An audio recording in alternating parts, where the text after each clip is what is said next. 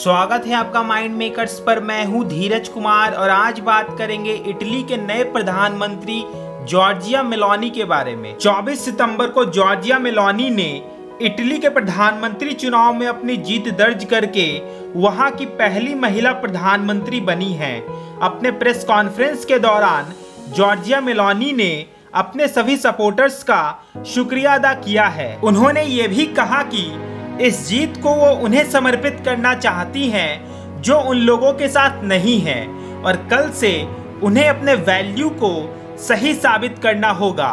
इसके अलावा उन्होंने अपने संबोधन में कहा कि इटली के लोगों ने उन्हें चुना है और वो उन्हें धोखा नहीं दे सकती हैं। जॉर्जिया मेलोनी का जन्म 15 जनवरी सन 1977 को हुआ था। वो एक पॉलिटिशियन होने के साथ साथ पत्रकार भी रह चुकी हैं। 15 साल की उम्र में जॉर्जिया मेलोनी ने यूथ विंग संगठन में काम किया था, जबकि 19 साल की उम्र में उन्होंने दक्षिणपंथी राष्ट्रीय गठबंधन के लिए खूब प्रचार प्रसार किया था। बता दें, जॉर्जिया मेलोनी के पिता एक अकाउंटेंट थे। वर्ष 2006 में पहली बार वो राष्ट्रीय गठबंधन की तरफ से सांसद चुनी गई थी। इसके बाद वर्ष 2008 से लेकर 2011 तक जॉर्जिया मेलोनी ने सिल्वियो बर्लुस्कोनी की चौथी सरकार में युवा मंत्री के रूप में काम किया था और यंग एक्शन की अध्यक्ष भी बनी थी, जबकि वो वर्ष 2014 से राष्ट्रीय रूढ़िवादी राजनीतिक दल ब्रदर्स ऑफ इटली की नेता हैं। बता दें, इनका जन्म इटली के रोम में हुआ था। इन्हें 3 भाषाओं का ज्ञान है, जिनमें शामिल है अंग्रेजी, स्पेनिश और फ्रेंच। हालांकि इनकी एक बेटी भी है जिसका जन्म वर्ष 2006 में हुआ था। Giorgia Meloni brothers of Italy party की नेता हैं। इटली के मंत्रालय के अनुसार इस चुनाव में ब्रदर्स पार्टी ने प्रतिद्वंदी पार्टियों से अधिक संख्या में वोट हासिल किया था। इस पार्टी के अलायंस पार्टी ने भी 43% वोट हासिल किया था, जिससे कि सदन में इनका कुल सीट 114 हो गया था, जबकि बहुमत साबित करने के लिए इन्हें सिर्फ 104 वोट चाहिए थे।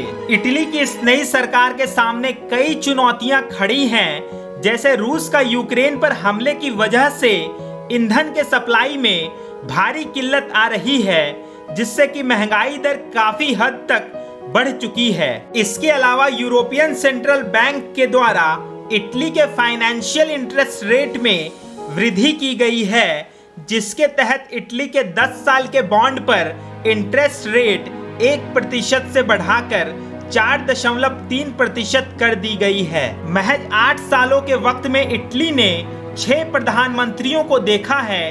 हालांकि अब देखना ये होगा कि ये नई सरकार इटली में चल रहे बढ़ते एनर्जी कॉस्ट और फाइनेंशियल क्राइसिस के मामलों से निपटने में क्या योजना बनाती है। हालांकि पिछले कुछ दिनों से सोशल मीडिया पर एक वीडियो वायरल हो रहा है, जिसमें जॉर्जिया मेलोनी मुस्लिम समुदाय के खिलाफ कुछ ऐसी टिप्पणी कर रही हैं, जिसे लेकर पूरे विश्व भर में बवाल मचा हुआ है। इस वीडियो में उन्होंने कहा है कि वो फिलहाल इटली के मार्चियानो में मौजूद थी और वहां एक नए मस्जिद का निर्माण कराया जा रहा था, लेकिन इस निर्माण को उन्होंने स्थगित करवा दिया क्योंकि मस्जिद के निर्माण से संबंधित उनके सरकार के द्वारा अभी कोई गाइडलाइंस नहीं जारी किए गए थे। उन्होंने ये भी कहा है कि वो मस्जिद के निर्माण पर नियंत्रण करेंगी, क्योंकि ये इटली के आम नागरिकों की सुरक्षा से जुड़ा हुआ विषय है।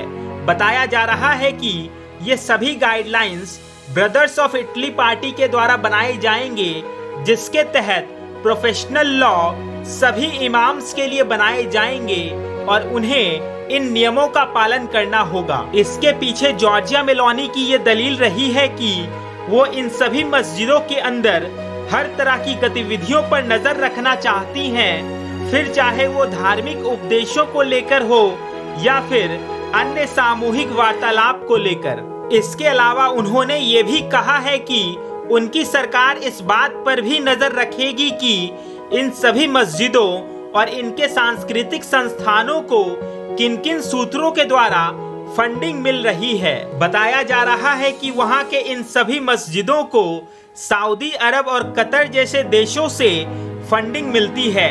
हालांकि जॉर्जिया मेलोनी ने यह भी कहा है कि इन देशों की आंतरिक कानून व्यवस्था काफी अलग और विचित्र है, जैसे महिलाओं का कोई कानूनी अधिकार ना होना, सामान्य अपराध पर कोड़े मारना, चोरी करने पर हाथ काटना इत्यादि। और वो अपने देश में इस तरह के कानून के बारे में सोच भी नहीं सकती। और यही वजह है कि इस तरह के कानून की पब्लिसिटी को रोकने के लिए इन सभी संस्थानों को नियंत्रित किया जाएगा। इसके अलावा वो French European affair minister Lawrence बोने के इटली सरकार के ऊपर कुछ टिप्पणी को लेकर काफी भड़क गई थी।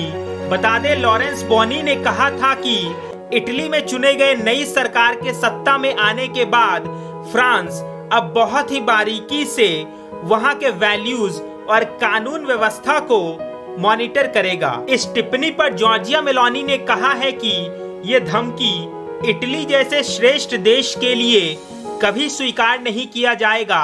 इसके अलावा उन्होंने ये भी कहा है कि leftist press foreign government officials के असली बयान को गलत तरीके से पेश करने की कोशिश कर रहा है, जबकि उनका ये मानना है कि फ्रांस की सरकार निश्चित अपने दिए गए बयान से पलट जाएगी। इसके अलावा जॉर्जिया मेलोनी ने मिनिमम वेज पॉलिसी को भी खत्म करने का ऐलान किया है।